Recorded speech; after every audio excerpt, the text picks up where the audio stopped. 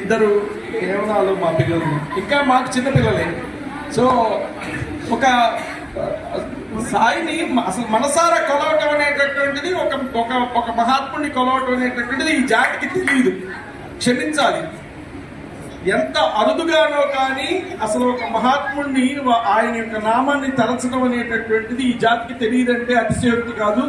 అట్లాంటి బాబా నామాన్ని మన మనోమందిరాల్లో సుప్రతిష్ఠితం చేసినటువంటి గురువు గారి యొక్క చరణాలకి మరొక్కసారి వారి కీర్తికి మరొక్కసారి మన కరతాళ ధ్వనులతో ఇంకొకసారి చేస్తూ సాయి సాయి అని మనసారా కొలవరే మనసా అని మనం ఇచ్చేసేటటువంటి చేద్దాం.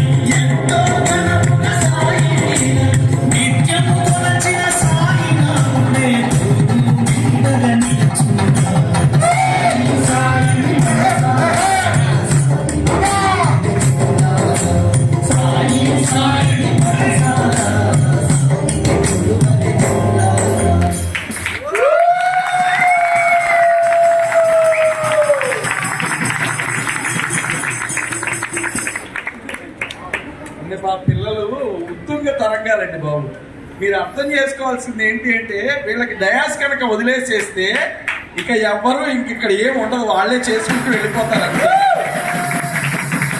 అమ్మా మీరు ఒకసారి పేరు సాయి సాయి మయి, సాయి శృతి, సాయి ప్రవణ. ఒకసారి ఇక్కడ కూడా చూడండి, సిమిలారిటీ చూడండి. అసలు సాయి శృతి, సాయి మయి, సాయి ప్రవర, సాయే శృతి, అందరికీ సాయే శృతి. సాయి మయమైపోయినటువంటి నామము, చరిత్రము, లీలలు, ఆయన చేసినటువంటి ఆయన మాతృత్వపు మధురిమ మొత్తం ఏదైతే ఉందో అది మొత్తం వాళ్ళు ప్రతిబింబించారు. ఇది ఒక ఎత్తు అయితే దాని పేరైతే సాయి ప్రవర. అసలు సాయే ప్రవర. ఎంతమంది గుర్తుందో ప్రవర నాకు తెలియదు. గుర్తుందో ఎవరికైనా? పాయింట్లోకి రా.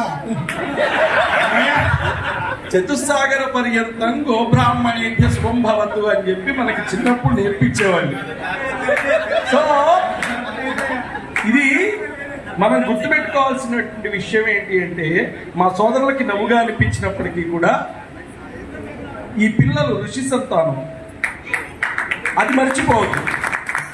మనమందరం సాయిబాబా మాస్టారు, గురువుగారు అనేటటువంటి ఈ చూడనటువంటి కాలంలో ఋషులు ఎవరైతే ఉన్నారో అటువంటి ఋషుల యొక్క సంతానం అని వాళ్ళు ప్రతిబింబించి ఈరోజు అంత చక్కటి నృత్యంతో మనందరినీ సాయి మయమై, సాయి వేదమై, సాయి ప్రవరాయి జీవించమని మనకి గుర్తు చేశారనేటువంటి విషయాన్ని మనం ఇంకొకసారి గుర్తు చేసుకుంటాం.